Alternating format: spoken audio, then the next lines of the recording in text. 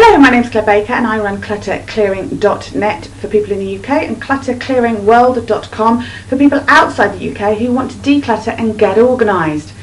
I'm going through a series of very common questions that I have here so that hopefully if you are decluttering at the moment, then these are of use to you and help you achieve more and in a shorter period of time. Okay, so here's a very common question. Apologies for my handwriting. Where do I start with my decluttering? If we feel overwhelmed, out of control, don't know where to start, then that can often paralyse us and mean that we do nothing.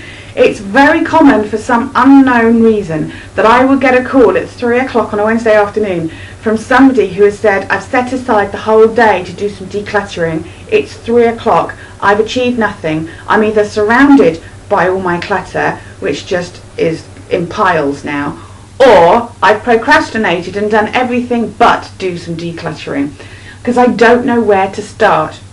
Now, you may be surprised at what I'm about to suggest. I would strongly suggest that you actually start not with a room, but with a cupboard or a drawer. So,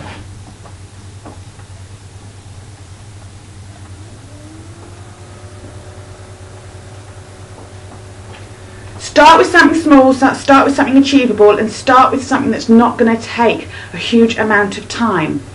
Why? Because I can hear you now probably saying, yes, but I'm never going to get it all done if I don't start with a whole room and do a whole room in a day.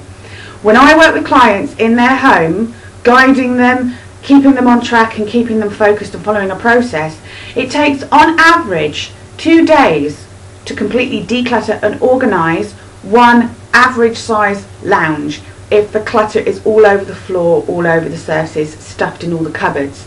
So be aware that one day is not going to be enough to declutter one whole room. So if you set out in the beginning of the day saying, I'm going to declutter this whole room today, you are setting yourself up for failure.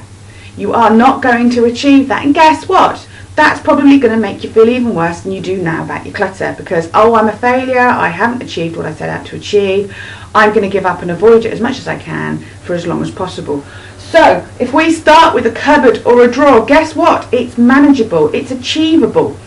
At least if we've done a cupboard or a drawer, we've made a difference. And again, if we've decluttered in a way where we have reduced the amount of clutter in our home, so we're not just taking the cupboard or the drawer and moving it to another room, because again that completely defeats the point of decluttering. If you've seen another one of my videos about how to declutter, then you will know that. But if we start with a cupboard or a drawer, declutter that and get that organised, then that is a manageable thing to do.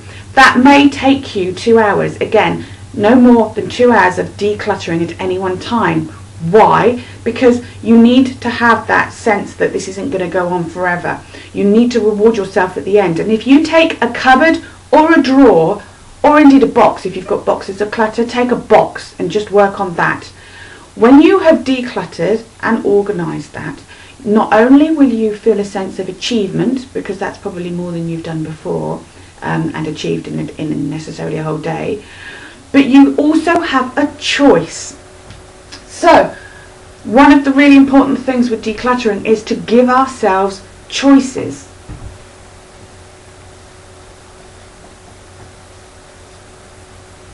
Why do a lot of people feel overwhelmed, out of control, don't know where to start and procrastinate?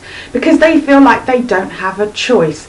I've got the whole day, I've got to do all my decluttering, or I should be doing all my decluttering today. However, if you are taking just a cupboard or a drawer, you're doing a bite-sized piece of decluttering. If you're following our process, that will enable you to do it quicker and more easily than you are probably doing it previously. And you will then give yourself, after 2 hours, maximum of 2 hours, choices of how to actually, of whether or not you do another drawer or another cupboard or another box. But if you don't feel like it, then at least you've done something productive. You've achieved something with that cupboard or that drawer. So I strongly recommend that you start with your decluttering in a place that is manageable, a small amount of clutter. Build your confidence up slowly. Remember, a baby, when it learns to walk, it doesn't suddenly go from crawling on the floor to running a marathon, does it? It starts with small baby steps, probably falls over on its bottom a few times. It doesn't go, well, clearly I'm useless with this and I can't run a marathon, so I'll give up and not bother. Well, we're a bit like that with our decluttering. We're learning a new way of doing it. We're doing this in manageable pieces, and we want to eventually be running that marathon. But right now, we need to acknowledge that all we're trying to do is stand up and take those first few baby steps. So at least if we're doing a cupboard or a drawer, that's a few baby steps that's manageable.